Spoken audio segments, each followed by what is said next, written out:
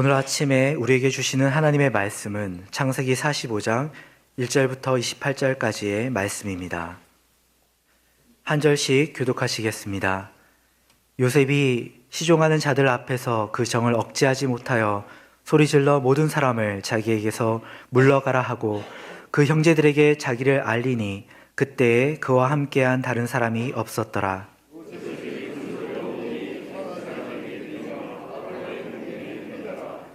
요셉이 그 형들에게 이르되 나는 요셉이라 내 아버지께서 아직 살아계시니까 형들이 그 앞에서 놀라서 대답하지 못하더라.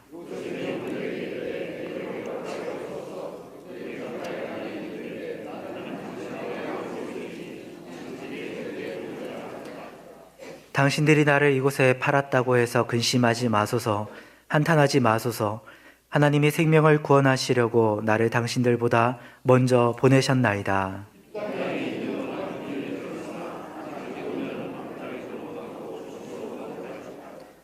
하나님이 큰 구원으로 당신들의 생명을 보존하고 당신들의 후손을 세상에 두시려고 나를 당신들보다 먼저 보내셨나니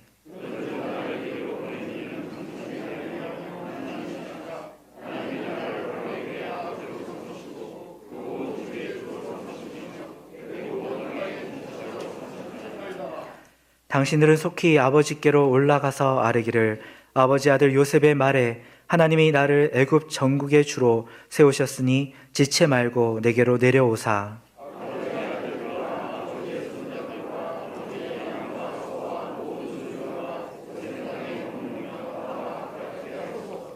흉년이 아직 5해가 있으니 내가 거기서 아버지를 복량하리이다.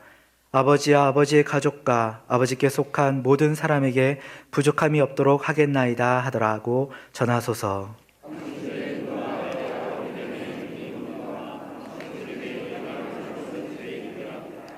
당신들은 내가 애굽에서 누리는 영화와 당신들이 본 모든 것을 다 내 아버지께 아뢰고 속히 모시고 내려오소서 하매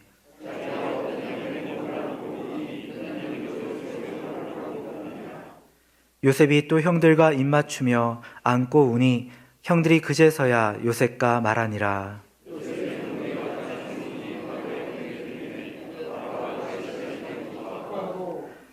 바로는 요셉에게 이르되 내 형들에게 명령하기를 너희는 이렇게 하여 너희 양식을 싣고 가서 가나안 땅에 이르거든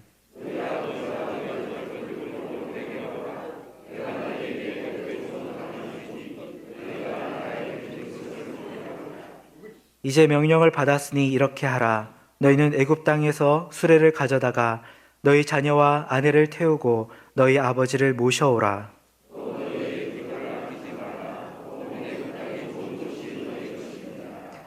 이스라엘의 아들들이 그대로 할세 요셉이 바로의 명령대로 그들에게 수레를 주고 길 양식을 주며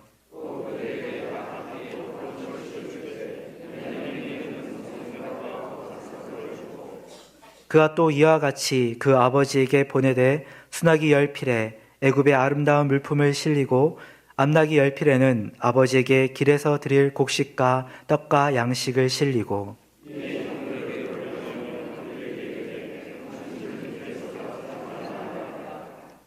그들이 애굽에서 올라와 가나안 땅으로 들어가서 아버지 야곱에게 이르러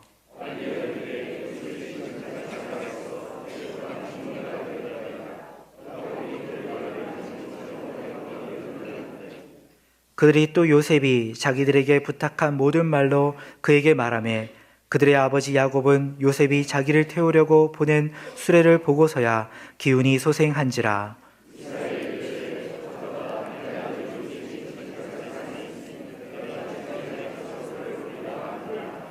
아멘. 여태까지 이 족장의 역사에서 그 요셉의 신앙은 정당한 자리매김을 받지 못해 왔었습니다. 이유는 크게 2가지입니다. 교회학교에서 배운 꿈 얘기, 요셉의 어린 시절 꿈 얘기가 요셉의 전체 인생을 공평하고 균형 있게 볼 수 있도록 하는데 잘못된 이미지를 형성하여 왔습니다. 결국 요셉이 어린 시절에 꾸었던 꿈을 끝까지 포기하지 않고 그 꿈을 이루어냈다는 그런 비전 신화에 의해서 요셉의 신앙이 채색되어 버렸다는 거죠.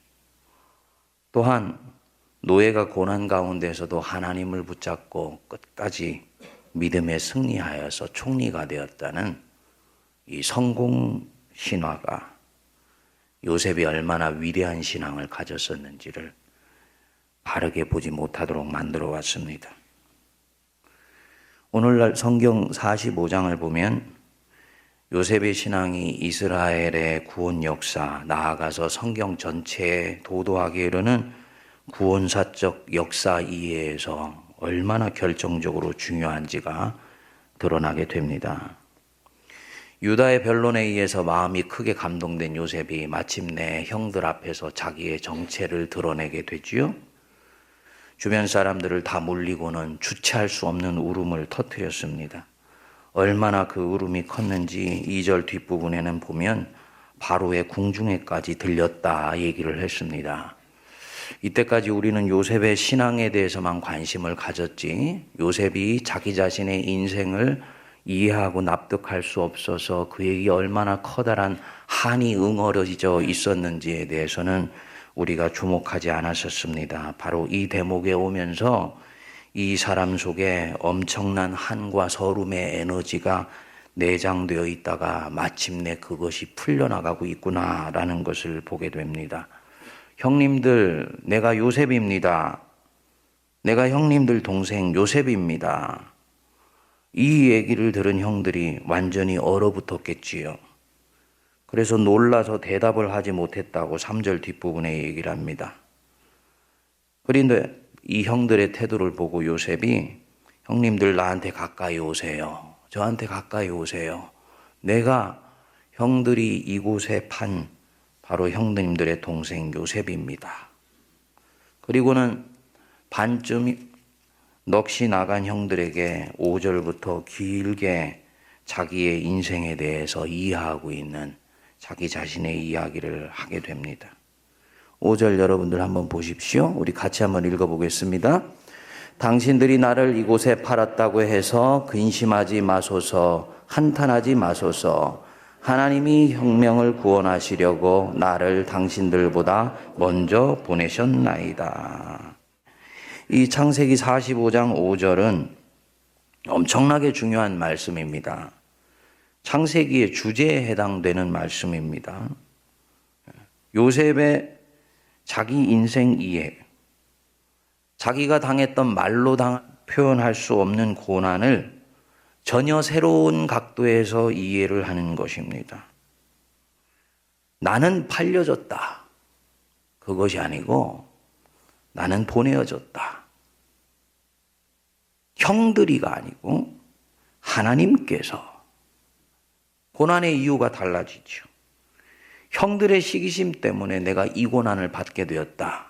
그것이 아니고 하나님이 생명을 구원하시려고 나를 이곳으로 보내셨나이다.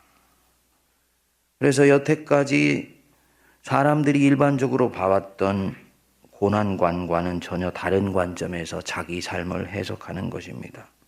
그래서 7절, 8절에도 보면 하나님이 큰 구원으로 당신들의 생명을 보존하고 당신들의 후손을 세상에 두시려고 나를 당신들보다 먼저 보내셨나니 그런즉 나를 이리로 보낸 이는 당신들이 아니요 하나님이시라.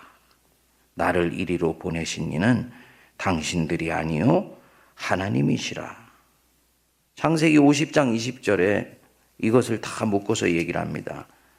당신들은 나를 해하려 하였으나 하나님은 그것을 선으로 바꾸사 오늘과 같이 많은 백성들의 생명을 구원하게 하려 하셨나이다. 즉 자신의 인생 전체를 하나님의 큰 계획, 하나님의 거대한 구원 역사의 플랜 속에서 바라보고 있는 것입니다. 이때까지 아브라함도 이삭도 야곱도 신앙의 싸움을 싸워왔지만 그들 중에 누구도 자신의 인생이 하나님의 거대한 구원 역사의 흐름 속에서 자리매김하고 있다는 것을 알아차렸던 사람은 없었습니다. 알아차렸다 할지라도 그것을 명시적으로 네이밍해서 이름 붙여서 명료하게 신학과 신앙으로 표현했던 사람은 아무도 없어요. 요셉이 처음입니다. 그리고 그것은 요셉이 가졌던 그 자신의 독특한 바로 그 경험 속에서부터 형성되어진 것입니다. 아버지와 할아버지와 증조 할아버지의 신앙은 가족사 이상을 벗어나지를 못했습니다. 자기 자신, 자기 가족에 대한 그 역사 자체를 벗어나지 못했는데 이 4대에 걸친 이 신앙에 대해 와서 비로소 한 사람의 신앙이 민족과 국가와 나아가서 하나님의 큰 손길 안에 있는 것이 드러나게 된 것입니다. 그래서 여기서 이 이스라엘 민족이 자기 자신들의 고난을 독특하게 이해하는 역사관이 만들어지게 된 거예요. 우리는 그것을 일컬어서 섭리사관이라고 이야기를 합니다. 그러니까 섭리사관이라는 것이 하늘에 떨어진 것이 아니고 요셉의 신앙 속에서 이해된 것이 이스라엘 민족들에게 전수가 되고 그것이 광야와 가나안 시대 속에서 이스라엘 민족이 자신들의 고난을 이해하는 전혀 새로운 역사관으로 자리를 잡게 되면서 성경 전체를 흘러나가게 됩니다. 하나님이 생명을 구원하시려고 나를 당신들보다 먼저 보내셨나이다. 언제부터 요셉이 이 섭리사관을 갖게 되었을까? 이 섭리론적 신앙 이해를 요셉이 언제부터 갖게 되었을까? 여러분들은 교회 학교에서부터 그거를 갖게 되셨을지도 모르겠어요. 근데 요셉에게 있어서는 애굽의 노예로 들어온 후 처음부터 자신의 고난을 하나님의 손길로, 섭리의 손길로 그가 과연 보게 되었을까? 저는 그렇게 해석하지 않습니다. 이유가 뭐냐면 신앙에는 천재가 없습니다. 목회의 세계에서도 천재가 없어요.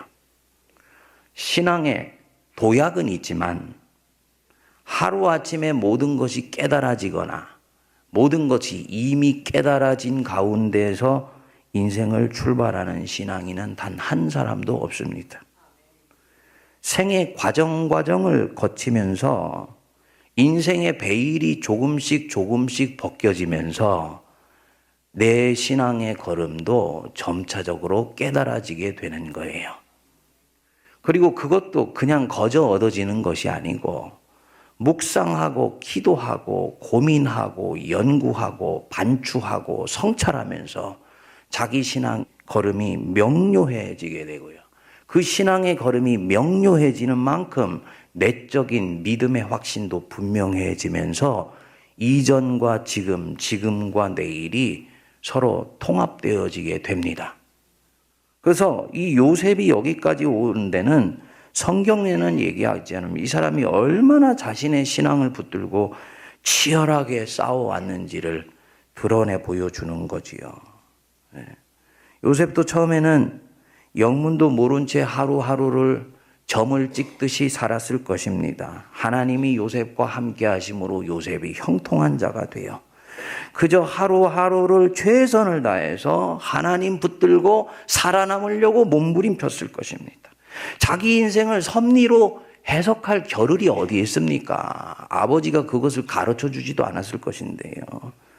상황에 대한 억울함, 형들에 대한 배신감, 거기에서 나오는 분노가 자기 안에서 끊임없이 한이라는 부정적 에너지로 자기 자신을 끄집어 들어갈 수도 있었지만은 그것을 하나님 앞에서 끊임없이 녹여내고 또 녹여내면서 하루하루를 살았을 거예요. 그리고 하나님이 이런 사람을 굉장히 좋아하십니다. 도마 같은 믿음보다는 보지 않고도 믿는 사람을 훨씬 좋아하세요. 그리고 보디발 집에서의 종살이, 감옥에서의 옥살이 끝나고 바로왕 앞에서 꿈을 해석해 준 것이 계기가 돼서 애굽의 총리가 됐을 때 자기 인생에 대한 보상을 약간 받았게 되었을 거예요. 그러나 여전히 자기 인생은 미스테리였었습니다. 자기가 왜 여기 이렇게 있어야 되는지. 그런데 7년 대풍이 끝나고 대육년이 들어서 자기를 찾아온 형들이 자기 앞에 납작 엎드렸을 때 성경은 그가 어린 시절 꾸었던 꿈을 remembered, 기억하게 되었다라고 얘기를 합니다. 그리고 바로 그때 하나님께서 이미 그때 전부터 예정하시고 계획하신 바가 계셔서 나를 이곳으로 보내셔서 그 꿈을 이루게 하셨구나 라는 것이 깨달아지게 된 거예요. 바로 이때 삶의 모든 파편들이 매트릭스처럼 서로 연결되면서 하나님의 섭리의 손길 속에서 자기 인생이 꿰어 맞춰지게 된 것입니다. 당연히 신앙 안에서 한이 풀리게 되는 것이죠. 한은 분출되어서 해결되는 것이 아닙니다. 한은 승화되어서 해결이 됩니다. 하나님의 큰 손길 안에서 자기 개인의 작은 고난이 자리매김하고 있다는 것을 알게 되면서 고난이 받아들여지게 되고요. 나중에는 이 고난이 하나님이 죽기까지 사랑하신 사람들을 위해서 나의 고난이 쓰여지고 있다는 것을 알게 되면 오히려 그때 이 사람은 믿지 않는 사람은 전혀 이해할 수 없는 황당한 반응을 하게 됩니다. 고난을 감사하게 되는 거예요. 그래서 시편 119편 말씀처럼 즉자적으로는 고난당한 것이 내게 유익이라 이로 인하여 내가 주의 율례와 법도를 배우게 되었나이다. 고난을 자기 훈련과 각성의 계기로 이해하게 되고요. 나아가서 우리 주 예수 그리스도가 당한 십자가의 고난의 흔적이 한 사람 안에서도 가능해지고 그것을 감사하게 되는 거지요. 그래서 아브라함과 이삭과 야곱의 고난과 전혀 다른 종류의 고난, 속량적 고난이라는 것이 예수님만 받는 것이 아니고 예수 믿는 사람에게 있어서도 나타나게 되는 것입니다. 그리고 타자를 위한 이 속량적인 고난의 삶 속에서 신앙이 마침내 금자탑을 이루게 됩니다. 여러분, 하나님의 일을 이루는 데 있어서는 절대로 공짜가 없습니다. 하나님이 큰 일을 이루시려고 할수록요, 그 일을 맡기시는 분에게는 큰 고난이 따라와요. 작은 고난은 작은 것을 이루고 큰 고난은 큰 일을 이룹니다. 멀고 원대한 것에 대한 고난일수록 때때로는 그 고난의 이유를 이해할 수 없고 납득할 수 없는 경우들도 대단히 많이 있습니다.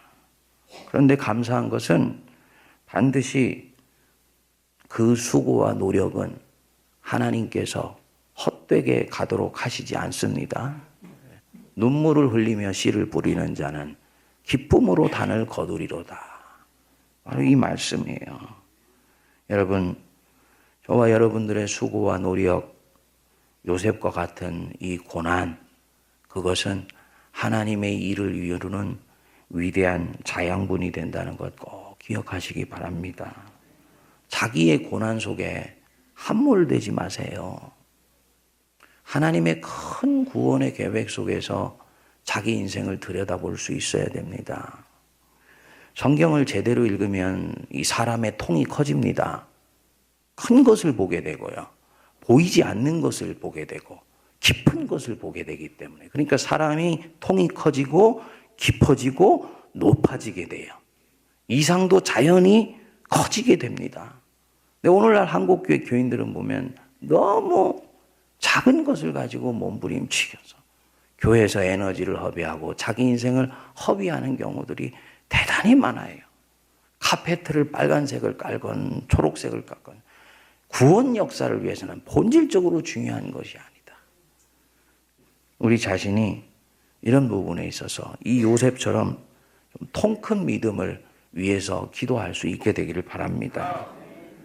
바로 이 맥락에서 고난을 피하지 말고 눈 돌리지 말고 꿰뚫어서 봄으로 뚫고 나가시기 바랍니다. 꿰뚫어 보면, 고난을 꿰뚫어 보면 그 속에 하나님의 손길이 보이기 시작하고 그 손길 안으로 나를 맡기면 나는 고난을 파괴하고 나가서 하나님의 새로운 생명 역사를 이루게 되는 것입니다. 하나님이 생명을 구원하시려고 나를 이곳에 보내셨나이다. 바로 이 고백이 우리 고백 되기를 바랍니다. 기도하겠습니다. 우리 주 예수 그리스도의 크신 은혜와 하나님 아버지의 만극하신 사랑하심과 성령님의 위로교통 감동 감화 역사하심이 하나님께서 생명을 구원하시려고 나를 이 고난의 땅에 보내셨나이다 고백한 요셉의 그 믿음을 이어받아 내 인생에 불어닥치는 크고 작은 역경과 고난과 질곡들에 무릎 꿇지 아니하고 그 속에 있는 하나님의 뜻을 발견하여 오히려 주께 감사하는 삶을 살아가기로 다짐하는 모든 주의 백성들 머리 위에 피로 값주고 사신 이 민족과 고난당하는 이 역사와 사랑하는 조국 대한민국과 열방 위에 이제로부터 영원토록 함께 하시기를 간절히 축원하옵나이다. 아멘.